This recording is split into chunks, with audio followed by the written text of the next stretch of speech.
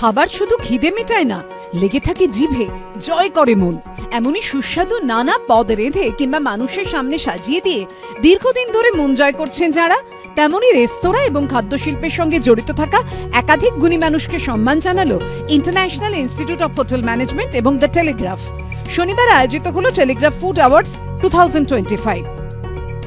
Food হচ্ছে কিন্তু সবচেয়ে বড় এন্টারটেইনার ওয়ার্ল্ডে, এবং সে ফুড ইন্ডাস্ট্রিতে যারা কাজ করছে, একদম যারা কুক করছে, যারা সার্ভ করছে, যারা অ্যাম্বিয়েন্সটা বানাচ্ছে, এ পুরো তাদের একটা কিন্তু বিরাট একটা অবদান আছে, একটা কন্ট্রিবিউশন আছে, এবং সেই কন্ট্রিবিউশনটাকে আজকে আমরা রেকগনাইজ করি আজকের দিনে, যেটা টেলিগ্রাফ ফুড অ্যাওয়ার্ডের মাধ্যমে।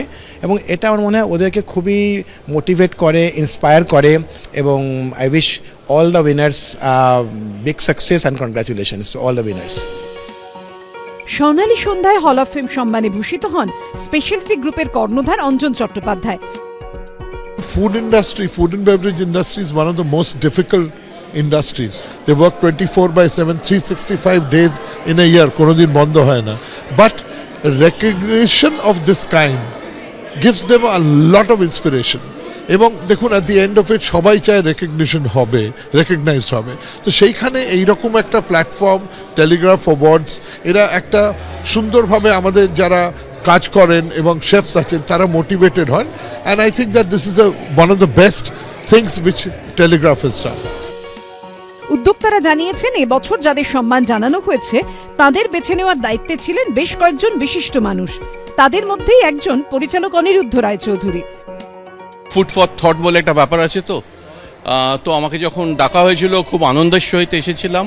আর কিছু জায়গায় খাইনি আগে, সেই জায়গাগুলো খেলাম, খেয়ে তারপর জাজ মানে যে যা ভাল লাগে, এই বছর এটা ভাল লাগছে, নেক্সট বছর আরেকটা ভাল লাগবে।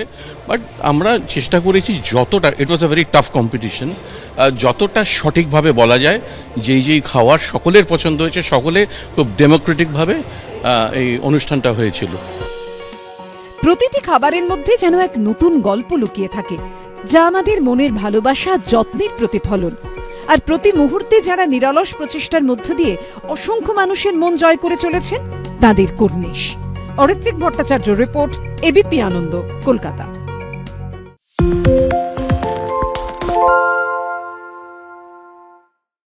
সত্য অন্তহীন, সত্যের খোঁজও তাই, সত্য সন্ধানে তাই আমরা অক্লান্ত, অকুতভয়। এবিপি আনন্দ নতুন ভাবনার প্রতীক, যা মনে মুক্ত, তথ্যে যুক্ত এবং যাবতীয় সীমানার বাঁধন থেকে মুক্ত। সীমা না শব্দটির মধ্যে লুকিয়ে আছে মানা শব্দটি, যেন চোখ রাঙানি এক অদৃশ্য বেড়াজাল, যা আটকে রাখে আমাদের এক ছোট্ট গণ্ডির মধ্যে। একমাত্র সঠিক খবরই গড়ে তুলবে এক মুক্ত সমাজ। সেই জগৎ গড়ার লক্ষ্যে কোনো সীমানার ঠুকুটি আমরা মানব না। এবিপি আনন্দ এগিয়ে থাকে, এগিয়ে রাখে।